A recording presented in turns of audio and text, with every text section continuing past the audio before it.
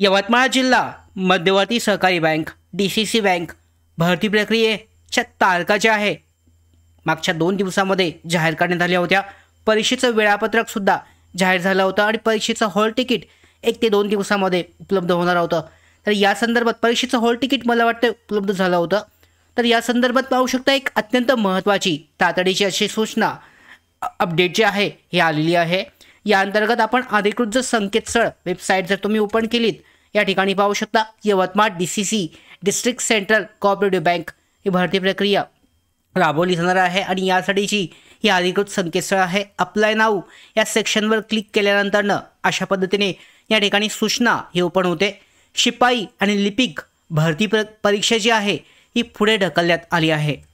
या अंतर्गत पाहू शकता काही अपरिहार्य कारणास्तव शिपाई आणि लिपिक पदासाठी भरती जी 13 आणि 14 आणि 15 नोव्हेंबर 2025 रोजी होणार होती ती पुढे ढकलण्यात आली आहे। सुधारित माहिती दिनांक 17 नोव्हेंबर 2025 रोजी भरती संकेतस्थळावर प्रसिद्ध करण्यात येईल। म्हणजे नवीन तारखा ज्या आहेत या 17 नोव्हेंबर दिनांक 17 नोव्हेंबर 2025 रोजी प्रसिद्ध केल्या जातील अशा पद्धतीची ही सूचना आहे।